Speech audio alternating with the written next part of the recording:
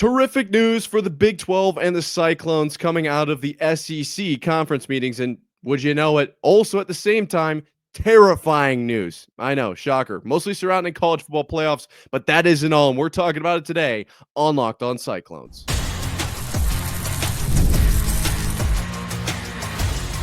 You are Locked On Cyclones, your daily podcast on the Iowa State Cyclones, part of the Locked On Podcast Network. Your team every day.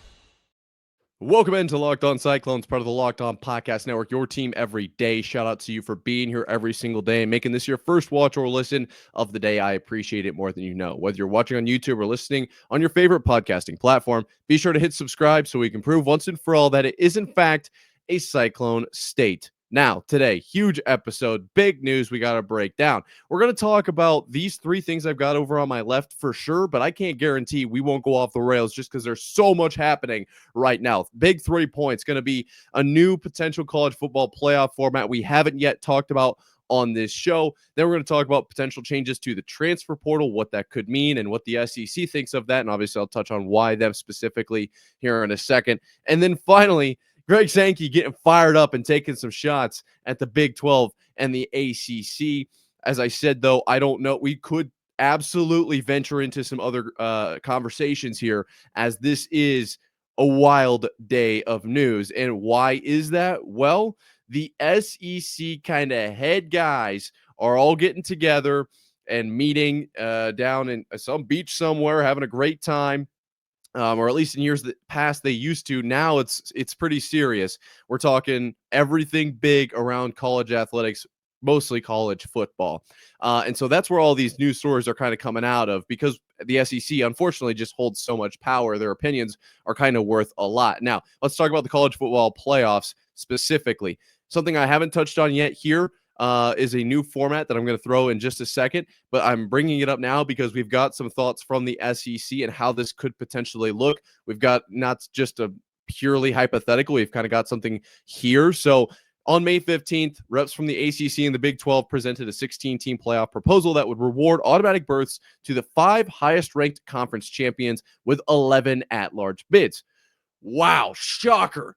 Would you believe it that the Big 12 and then obviously the ACC are presenting the best college football playoff proposal, the best option? I mean, I'm not shocked. Just me personally. I think this is really, really close to what I was kind of saying before with the idea of doing twos across the board for all of the conferences. That was kind of a middle ground that I was going with, because of the 4-4-2-2-1 approach that the SEC was kind of toying with, and the Big Ten, obviously that benefits them quite a bit. I thought, hey, let's find a middle ground. There's a reason I'm not a great negotiator. Don't maybe just jump right to the middle ground, because they're going to negotiate back. It seems like there is potential that the Big 12 went kind of with that low ball. Let's find ourselves in the middle, maybe at a twos across the board with a 1 outside the Power 4 or whatever it is. Obviously, Notre Dame going to be a part of this conversation as well. I don't know exactly what their plan of attack here is. I do know that the Big 12 is really, really fired up about this whole situation. I know a Big 12 AD had made a comment that if this doesn't really go through, he said, quote, "I guess we're going to war." Now, I don't think he means literally. I think this is more of a figure of speech, but this is very important to the Big 12, of course. I mean, you can't just let someone boss you around. And it sounds like it's going to be the Big 12 fighting back big time, which I really, really like. Now, as far as that 5, kind of conference champion auto bids, right? One from each of the Power 4 conferences, and then one from like the highest ranked G5. Greg Sankey said going into this whole media or meetings deal that the 4-4-2-2-1 could actually cost the SEC qualifying teams, kind of what I had thought.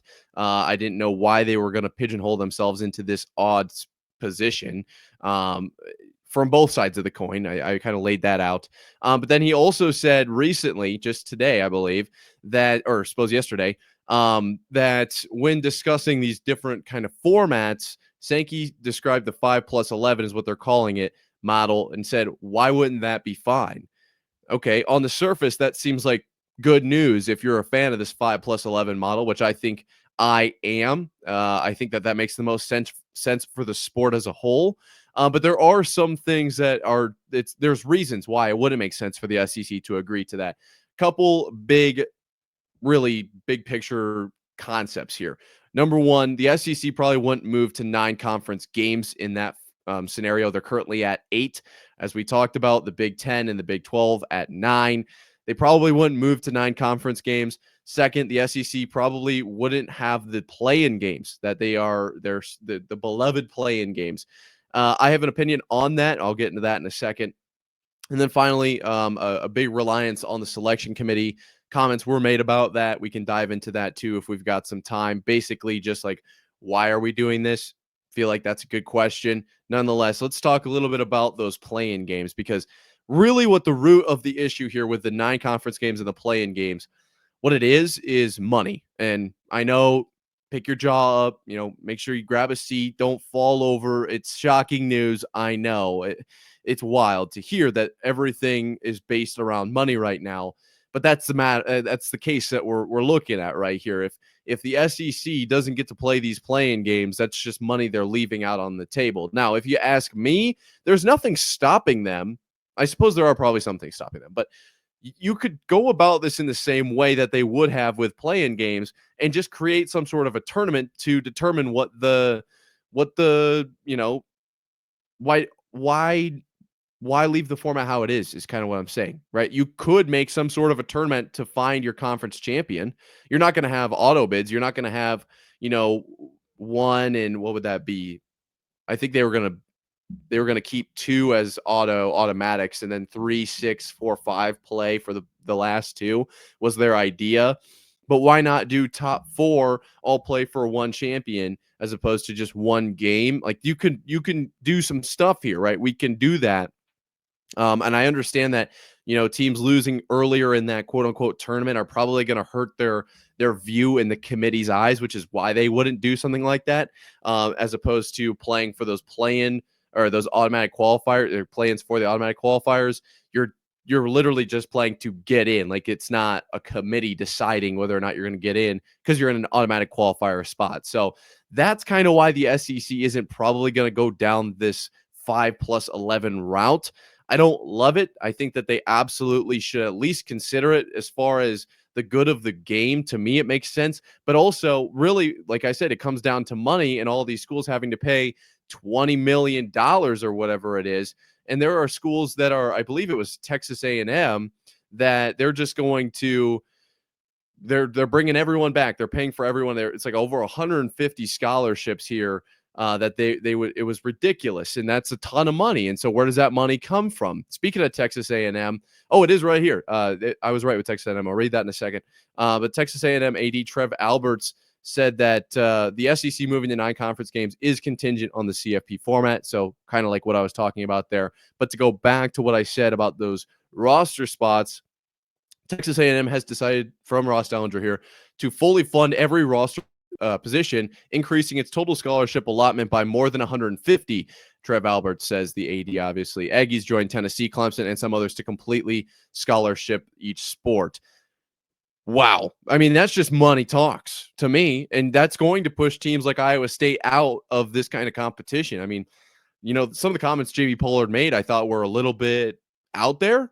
Maybe not anymore. I mean, maybe he just had inside information that this kind of stuff was coming, to fruition, or was at least a thought. Like, I don't think Iowa State could ever make that work. And so I can see why the SEC would want those games to fund stuff like this, so they can set themselves apart from every other team, obviously, but more so every other league. Not a great look as far as the Cyclones looking from the outside in on the SEC there. That is kind of scary. That is certainly kind of scary. However, there could be some good news for the sport as a whole that could come out of these SEC meetings. And we'll talk about that coming up right after this.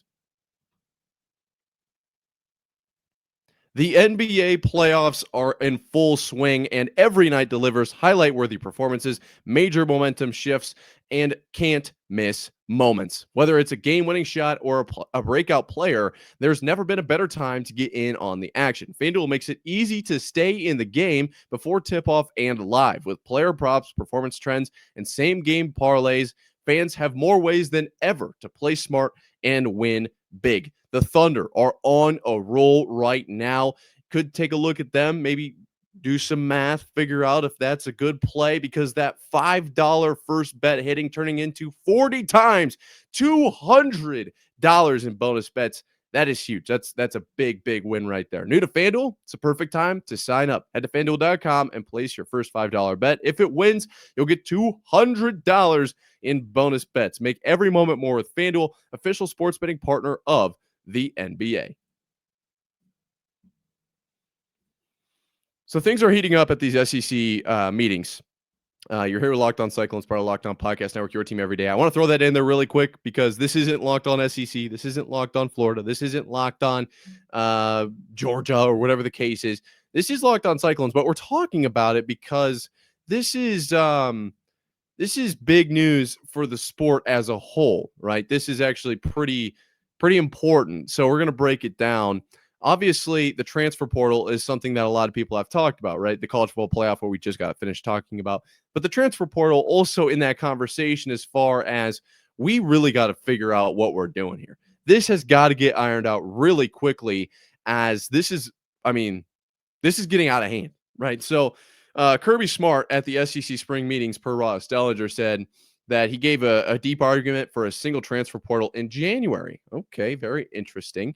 Obviously, the timing is a big point of contention. And also, right here, this quote: the biggest decision that has to be made in college football right now is, when is the portal window, and is there one or two? Okay, good questions, Kirby Smart. Definitely a reason that he's in the position he is. Now, in my opinion, there can only be one portal. I just don't understand why there's two. Basketball only has one. I don't see the argument that's related to semesters. I just don't understand why we've got two. I legit, I mean, I could grasp at straws as far as, maybe they need to get in the facilities and see how some spring training goes or something. But I mean, that's not happening with basketball. So I'm just not really sure what the reason for two is. As far as timing goes, I guess I don't really have a great answer, but I don't think that there's anything wrong with as long as it's not during the playoff, right? Like, as long as it's completely after the season, that's good with as far as football goes. Now, I understand that part of it is going to be the semesters deal. Do you transfer? That's what makes it really, really tough, right? Because of just how late the college football playoff goes, and it could potentially only be going later. So then, do you do it in the summer? Is that the best option? You wait until the next summer to do the transferring? Does that make the most sense? You're going to maybe have guys that drop out at or not drop out, but basically unenroll in the end of that winter. Well, it's in the winter, at the end of the fall semester there, and then they can pick up somewhere else to start training early. I feel like that's something we're definitely going to see. You're going to see people gaming this system immediately. So I don't really have the answer here, but I do think that them at least conversing about, should there be one or two, when in the year should it be? I think that's a good sign, because I think we can all agree it's just not right now. It just isn't. It doesn't make a whole lot of sense. You had a lot of players that transferred in the fall right after their season, and then transferred again in the spring. Now, there was some noise in the spring portal. Obviously, the Nico Yamaliava news was big time, but I think a lot of it happens kind of right away. So why do we have the second one? What is the point of the second one? And the second one this year, I think, was more profound than it would be, in the next 10 years, because of the whole house settlement and the collective money and all of that going on. I think, to be completely honest, that Iowa State would have retained the Helton brothers if it weren't for the, obviously the spring. They couldn't have transferred in the spring if that didn't exist. But with the whole collective deal going on, I think that if that weren't happening, I think we would probably still have the Helton twins in Ames. Just my personal guess and opinion, right? I mean, I literally am just speculating there, but I do think that that's a reasonable assumption to make, just because of the landscape being so wild and out of control. And all that does is make it harder for these coaches to build their teams. Not only do you have to make it through one, you got to make it through two. So you made it through the first portal. You brought in all these guys. You lost a few. Now the second portal is coming. none of your guys are safe. Not even the guys that transferred in, right? I got a report sent to me today that I haven't verified, I guess, that there was a report that Chase Sowell had transferred out. And I don't see how that I don't know. I have to double check before I speak any further on that. But the concept being that you bring in a big name like Chase Sowell, who could be absolutely enormous for the Cyclones. I think could be the reason that the Cyclones win a lot of games this year. Now, obviously, the only reason, and if you want to find out more reasons, hit the subscribe button, go to the channel, go to the previous podcast. I break it down all the time because I'm so excited about how good this team could be. But a name like that could immediately transfer right back out, which I don't think is common at a school like Iowa State. I don't think that will be something that happens every single year just because of the way that the program is built and the culture that has been set. And when you come to Iowa State, it's not like Matt Campbell has talked about, we're not pitching something that isn't what it is. Like, we're having these guys come to early morning meetings and shadow with like treatment and the full practice and what do the guys do at like this whole thing of, like he said, game days are fun. Game days are electric, but you only have like 6 of those potentially in Ames. 6 of them. Now you got a few more on the road, but you don't come to a university or a program for 6 days. Not even full days. I mean, they are kind of full days, but really the part that everyone's watching is about 3 hours. So 6 times 3. Now there's going to be pre and post. I understand that, but 6 times 3. Most kids aren't probably choosing a university for 18 hours out of a semester. And even if they are, there's a lot more to it that they're going to quickly realize. And so that's why Matt Campbell goes in with the approach of, look, those 18 hours are great. They are the best.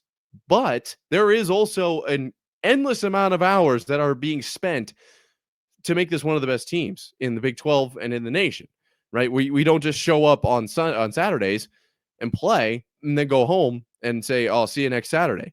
Like that's not how it works. So I think that element of Iowa State not being scared to show their real hand and show that this is how we really do things. If the guys that come in, I think they know what they're getting, right? They understand what the situation is. Now you're going to see some transfers due to not getting enough playing time. They thought maybe that they had a better shot at playing. That's always going to be a case that a situation that will arise. And I do think that there was an element of that in the spring as well, especially with the roster limits. I think a lot of that was related to the roster limits and nobody really knew what was going on. But I think all of this to say that there's just so much confusion with 2 portals. Why not make it one? Now, I don't have the answer for when. I just don't. I don't know how to perfectly balance that. And like, I can't remember. I think it was Nick Saban maybe that said this, but don't quote me on that. If this were an easy decision, it would have already been made. Like, yeah, it's a tough decision. I don't think the 2 portals is a tough one. To me, let's just narrow it down to one. I just don't know what the best answer is there. And maybe there's other rules that are put in place. You can keep the 2 portals, but there's like odd rules that go into it. I just don't know what the best way to go about it is, but I do think that 1 portal makes more sense to me than 2. And Kirby Smart seems to agree. So I feel like, is that okay that I think that's pretty good?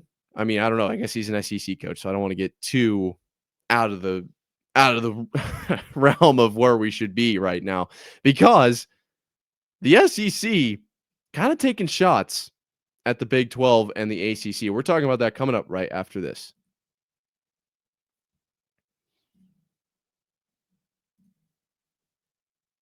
So the SEC, all of the big heads are getting together and talking about things in the SEC. You're here with Locked On Cyclones, part of Locked On Podcast Network, your team every day. I clarify that so that way we can be all on the same page. You're not here with Locked On SEC. You're not here with Locked On Georgia or Locked On Alabama.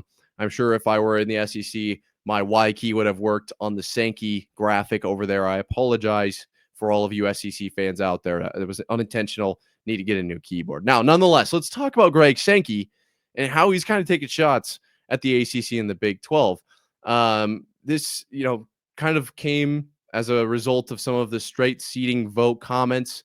Obviously, after that went through, Greg Sankey said, "I don't lecture others about the good of the game. Coordinated press releases about good of the game. I'm looking for ideas to move us forward. Yeah. Okay, Mr. Sankey. You're looking for ideas for ways to advance the SEC, to advance the SEC in the Big 10, not to advance the Big 12, not to advance the ACC. Do you think that the 4-4-2-2-1 advances the Big 12? No. No, it doesn't. There's nothing that I have seen from anything really other than what's been proposed by the Big 12 and the ACC that furthers either of those conferences. Everything else has been in the sole interest, in my opinion, of the Big 10 and the SEC. Now there's going to be conversations that come up that are like, well, they're the betterment of the game. If we can get it with these guys right, it's going to push the game further. To me, it sounds like all we're doing is getting closer and closer to the Big 10 and the SEC being college football. And now there's maybe a middle tier that's like the former college, Power 5. And then there's the G5. Like are we going to have relegation? Are we going to have this tier system like we're in the Premier League? Is that what we're looking? There's nothing wrong with that, I suppose. But it looks like we're getting closer and closer to that as opposed to a Power 4 that are all acting in each other's best interests. It seems to me like this is 100% the SEC and the Big 10 looking out for each other. What can we do to get each other more money? What can we do to help each other get in the playoffs more, which is obviously going to result in more money and more national attention? And then everything else that happens, well, it just happens. And I don't think it's really too meaningful. I think we can kind of worry about that later. To me, that comment was like, I don't agree with that at all. I don't think that any part of that is true as far as the good of the entire game of college football. Now, I understand the idea that some of those things are just going to benefit somebody, right? And it's going to benefit like the game, I guess, because of that. But I just don't agree with like the idea that it's going to move the entire thing forward. I think that that's more so the SEC and the Big 10. Now, that's Greg Sankey's opinion. That's my opinion. If you have an opinion, let me know down below because obviously I think this is a pretty divided time right now. I think that this is pretty intense. This whole SEC kind of meeting it's going to do a lot. Like it really is. There's going to be a lot of conversations that are had as a result of these conversations. And we're going to see things that I think are implemented down the line. Obviously, the college football playoff, obviously the transfer portal. But I don't like the SEC and the Big 10 kind of just being in control here. And another thing that's been talked about is this idea of the power conferences having more control over these four conferences. This here from Ross Dellinger says that Sankey says that the SEC would like to see a 68% weighted voting for the power leagues, not the current 65. This is important because as a 68% would mean the legislation could pass, or any legislation could pass, if 3 of the 4 power leagues vote in support. At 65%, all of the leagues need to vote the same. Okay, so basically what we're looking at here is that 99% of the time, the SEC and the Big 10 are going to vote together because those two are basically the same. I mean, realistically, there's a few minor differences, but they are basically the same. And this is why it's very interesting, the comments that Sankey made, because all he's kind of doing is drawing this divide between really the Big 10 and the SEC and the ACC and the Big 12. We're kind of just drawing this line and forcing these two groups of conferences apart from each other, which I don't think is probably the right play, but I guess I don't know. Maybe I'm just a few moves behind. I'm not a chess grandmaster here. Certainly not a chess grandmaster with NCAA sports. But the interesting thing here is if we're going to continue to drive this divide and then we move this to 68%, which conference gets left out? Because the ACC or the Big 12 kind of is going to get, in my opinion, forced to side with the Big 10 and the SEC. Now, I might be just going a little bit into fan fiction here, but I wonder if whichever conference kind of folds and starts to support on that side, unless we get a true, we will only vote this way if we really think this. I wonder if one of these conferences kind of starts to fold, if they'll be taken under the wing of the two kind of big bad conferences. I know we're getting a little bit out there. I understand that. But to me, that's where my mind immediately went was we're drawing this divide, okay, not only with the concepts and the proposals by the Big Ten and the SEC, deliberately, just literally disrespecting the Big 12 and the ACC. Just saying, all right, little bro, we got this. We're the big shot here. We'll handle it. You guys, I guess we'll give you the controller that's disconnected. Outside of those specific comments that are being made, like, I guess he didn't specifically say, I don't lecture others about the good of the game like the Big 12 and the ACC, but like, you know what he's talking about. We know what he's talking about. So it doesn't take a NCAA chess grandmaster to know that we're now reaching this point where it's literally kind of two conferences versus two conferences. And luckily, I think our two conferences, the Big 12 and the ACC, which it feels like we are kind of just reaching this point of being on the same team. It feels like we've got a lot of the G5 kind of situation going as well. I am interested to see. I haven't personally seen anything that's talking about if the Big 12 and the ACC are on the same idea here, if they want to see this move to 68%. But I do wonder if there will be an element of, if you vote our way, we'll do this for you, or we'll do this for you in hopes of down the line you vote our way, which benefits the SEC and the Big Ten, and then you vote that way, and we can, you scratch our back, we scratch yours type situation. That's not where you want to be. That's a bad situation for college athletics and for college football as a whole. I should have probably said it the other way around. College football and college athletics as a whole. You don't want that. You don't want. It's like, is that collusion? That feels like that's maybe not. I'm just throwing out wild words right now. We used the word rigged a couple weeks ago, and it was like, I can't even believe that I'm saying this. And now there's this conversation, which is entirely made up by me. But I don't think it's entirely out of the question. If you move to that 68%, why do you want to move to the 68%?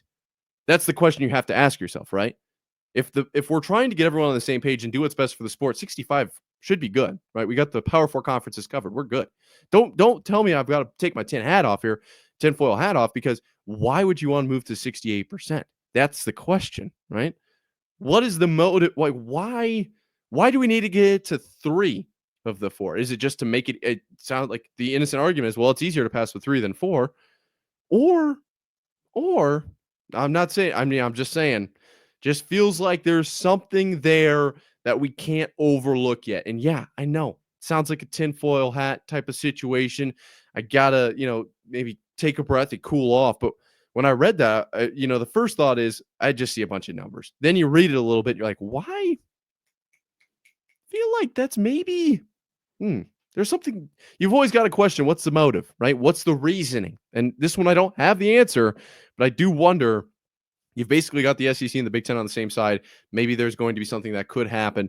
And I guess if that's what's going to happen, which I hope it doesn't, you just got to hope that Big 12 is on the right side of history, and what side is that? I don't know. I couldn't tell you for sure. I know the right side of history, though, for one situation. You hitting the subscribe button down below, completely free, helps us prove it's a Cyclone state once and for all. I appreciate you all for sticking around to this point in the episode. And I'm guessing tomorrow it will be more of this news, to be completely honest, because this is, every tweet is just boom, boom, boom, big, big, big stuff. So shout out to you guys. Until next time, Cyclone fans, sayonara.